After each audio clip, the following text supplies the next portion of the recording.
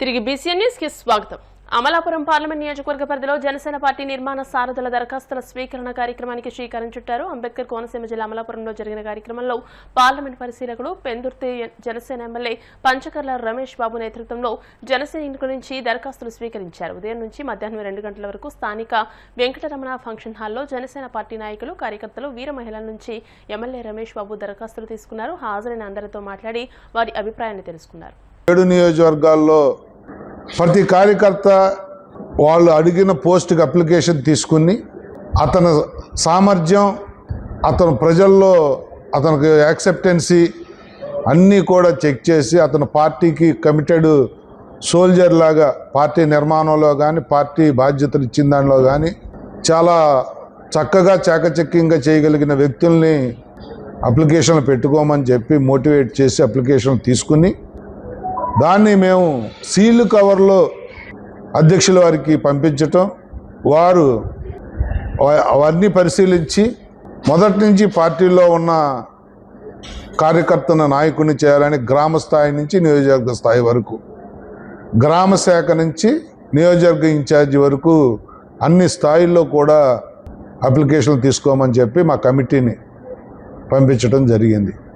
అయితే నిన్న మొన్న కూడా కొంతమంది మీడియా మిత్రులతో చెప్పాను, ఇలా ఎలాబొరేటెడ్గా ఒకసారి చెప్పాలి అని. ఎందుకంటే ఈ రోజు నుంచి ఉదయం 10 నుంచి సాయంత్రం 6 వరకు 1వ తారీఖు, 2వ తారీఖు, 3వ తారీఖు 3 రోజులు కూడా అమలాపురంలో వెంకటరమణ ఫంక్షన్ హాల్లో ఉదయం ఎర్రకాలువ పక్కన ఉదయం 10 గంటల నుంచి సాయంత్రం 6 వరకు 7 నియోజకవర్గాలు ఆశావాహకులు అప్లికేషన్లు ఇచ్చుకోవచ్చండి. మీ ద్వారా జన సైనికుల్ని, వీర మహిళల్ని నేను కోరుతా ఉన్నాను. అధ్యక్షులు వారు మీ అందరినీ కూడా నాయకుల్ని చేయాలన్న ఒక సంకల్పంతో తీసుకున్న ఈ మంచి కార్యక్రమానికి మీరందరూ కూడా తగు రీతిన స్పందించి అప్లికేషన్లు ఇస్తే మేము అప్లికేషన్లు తీసుకునే వరకే మా బాధ్యత. అన్నీ కూడా ప్రతి అభ్యర్థి తాలూకా అప్లికేషన్ అధ్యక్షులు వారు పరిశీలించి తగు నిర్ణయం తీసుకుంటారు అని చెప్పి తెలియజేస్తూ మరి ఈ ప్రక్రియ. కర్నూలు జిల్లా ఆలూరు మండలం పెదహోతూరు గ్రామంలో ఆత్మహత్యాయత్నానికి పాల్పడిన అంగన్వాడీ టీచర్ లేపాక్షమ్మను ఆలూరు ప్రభుత్వ ఆసుపత్రిలో ఎంపీ బస్తిపాటి నాగరాజు పరామర్శించారు. వీరేష్ అనే వ్యక్తి అసభ్యంగా దూషించి అవమానించడమే ఆత్మహత్యాయత్నానికి కారణమని బాధితురాలు వివరించింది. దీనిపై నిందితుడిపై చట్ట ప్రకారం కఠిన చర్యలు తీసుకుంటామని ఎంపీ హామీ ఇచ్చారు. గ్రామాల్లో దాడులు, దౌర్జన్యాలకు కూటమి ప్రభుత్వం సహించదని ఎంపీ హెచ్చరించారు. అంగన్వాడీ టీచర్ గా పనిచేస్తున్నటువంటి లేపాక్షం అనే కుర్వ సామాజిక వర్గం చెందినటువంటి లేపాక్షం అనే అమ్మాయిని వీరేష్ అనే ఎస్సీ సామాజిక వర్గం చెందినటువంటి వ్యక్తి అన్పార్లమెంటరీ లాంగ్వేజ్ తో నానా దుర్భాషలాడుతూ గత 3 నెలల నుంచి, నిన్నటి రోజు జరిగిన సంఘటన కూడా కాదు, గత 3 నెలల నుంచి విపరీతంగా ఆ అమ్మాయిని ఆమెను సతాయిస్తూ టార్చర్ చేస్తూ ఆ అంగన్వాడీ సెంటర్ చుట్టూ తిరుగుకుంటూ చేస్తూ నిన్నటి రోజున పూర్తి వాని యొక్క పిచ్చి ప్రేరేపణలు ఎక్కువైపోయి 10 మందిలో ఆమెను నానా దుర్భాషలాడితేమో మనస్తాపానికి గురై నిన్న మందు మాత్రలు ఈ అఘాయిత్యానికి నిద్ర మాత్రలు వేసుకుని అఘాయిత్యానికి పాల్పడింది. చాలా చాలా బాధాకరం. ఈ సంఘటన చాలా తీవ్రంగా ఖండిస్తున్నాను. ఎందుకంటే గతంలో కూడా ఒక 6 నెలల క్రితం నాకు అదే ఊరు నుంచి ఒక టీచర్ అదే వ్యక్తి మీద, వీరేష్ మీద కంప్లైంట్ చేయడం జరిగింది ఆ రోజు. కానీ ఎందుకని చెప్పేసి నేను మందలించి పంపించడం జరిగింది అక్కడికక్కడ ఆ రోజు. కానీ వాని యొక్క విపరీత పొగడలు ఈ రోజు చూస్తుంటే ఒక మనిషి అఘాయిత్యానికి పాల్పడి చనిపోయేదాకా వచ్చింది ఈ రోజు. అంటే వాడు గతంలో కూడా చేస్తున్న దానికి ఇది మరో నిదర్శనం. ఈ రోజు ఇటువంటి వాళ్ళను వాళ్ళు స్వపక్షమైనా సరే విపక్షమైనా సరే వీరికి ఎవరి అండదండలన్నా కూడా ఎంతటి వారైనా సరే చట్టపరంగా కఠిన చర్యలు తీసుకోవడంలో ఎటువంటి సందేహం లేదని చెప్పేసి మీడియా ముఖంగా ప్రజలందరూ తెలియజేస్తా ఉన్నాను నేను. ఎందుకంటే కూటమి ప్రభుత్వం లా అండ్ ఆర్డర్ పర్ఫెక్ట్ ఉండాలని చెప్పేసి గౌరవ ముఖ్యమంత్రి వర్యులు నారా చంద్రబాబు నాయుడు గారు మీకు అందరికి తెలిసే విషయమే.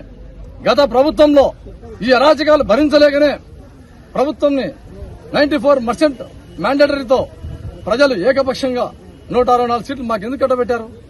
లా అండ్ ఆర్డర్ బాగుండాలని కట్టబెట్టారు. మరి మా ప్రభుత్వంలో ఇటువంటి వాటిని మేము ఎట్టి పరిస్థితుల్లో కూడా ఉపేక్షించమని చెప్పి తెలియజేస్తా ఉన్నాం. కావున నేను చెప్పేదేమంటే ఈ వీరేష్ అనే వ్యక్తికి ఎవరు వెనకాల అండదండలున్నా సరే, వారు ఎంతటి వారైనా సరే వారికి శిక్ష పడే వరకు మేము వదిలిపెట్టమని చెప్పేసి ఈ మీడియా ముఖ్యంగా ప్రతి ఒక్కరు తెలియజేస్తా ఉన్నాను. నేను రెండో విషయం నేను చెప్పేది, రెండో విషయం,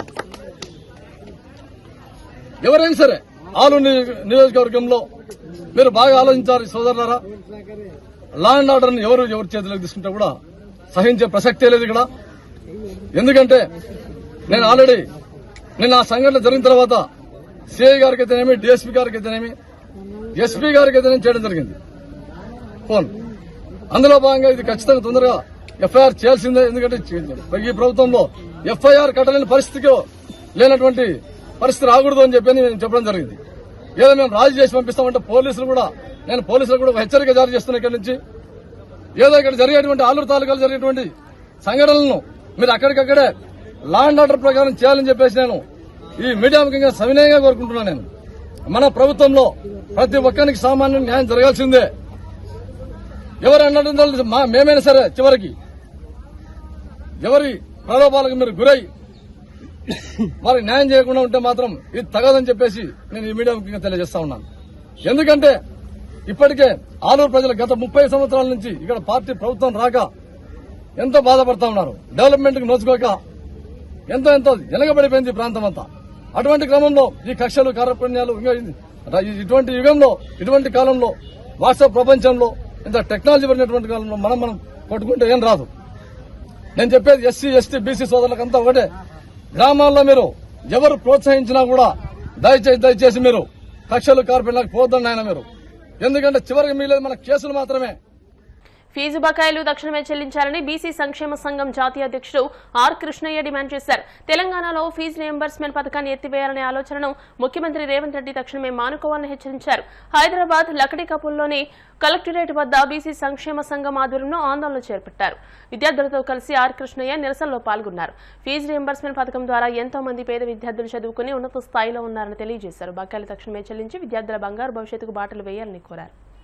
నగరాల్లో engineering, pharmacy, MBA, MC, degree, PG కాలేజీలు మొత్తం బంద్ జరిపారు.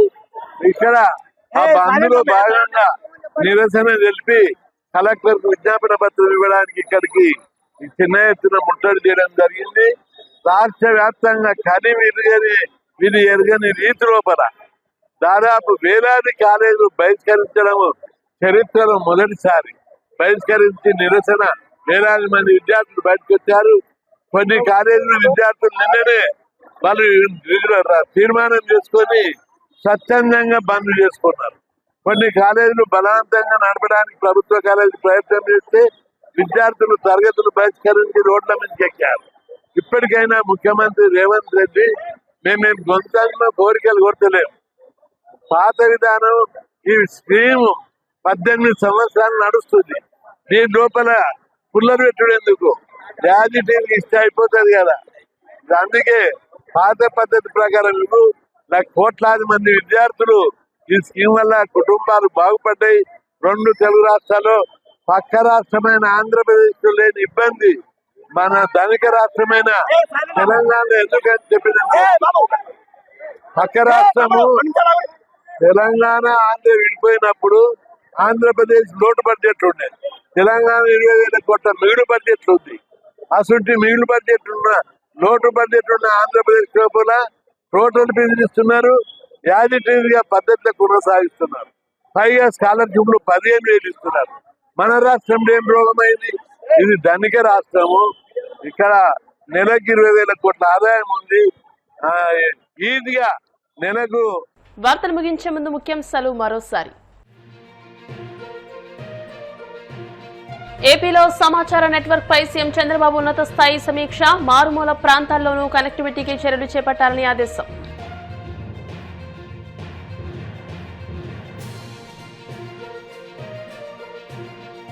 పంచాయతీరాజ్ వ్యవస్థ ప్రజల కష్టాలు తీర్చే పవర్ హౌస్ లా మారాలి. ఓఎస్డీ ఉద్యోగ విరమణ కార్యక్రమంలో ఉప ముఖ్యమంత్రి పవన్ కళ్యాణ్ వ్యాఖ్య. చెన్నైలోని Singapore consul general Edgar Pang Tze Chiang తో వైఎస్ జగన్ భేటీ, పరస్పర ఆసక్తికర అంశాలపై ఇరు నాయకులు చర్చ. రాష్ట్రంలో విద్యా వ్యవస్థను పూర్తిగా నాశనం చేయడమే కూటమి సర్కార్ యొక్క పనిగా పెట్టుకుందన్న జూపూడి, విద్యా పథకాలు, కిట్లు, పుస్తకాలు ఇవ్వలేని దుస్థితి ఏర్పడిందని ధ్వజం. ఈ వార్తలు ఇంతటితో సమాప్తం. మరిన్ని వార్తల కోసం BCN digital YouTube channel, Facebook page ని ఫాలో అవ్వండి. అప్డేటెడ్ వార్తల కోసం ప్లీజ్ సబ్స్క్రైబ్.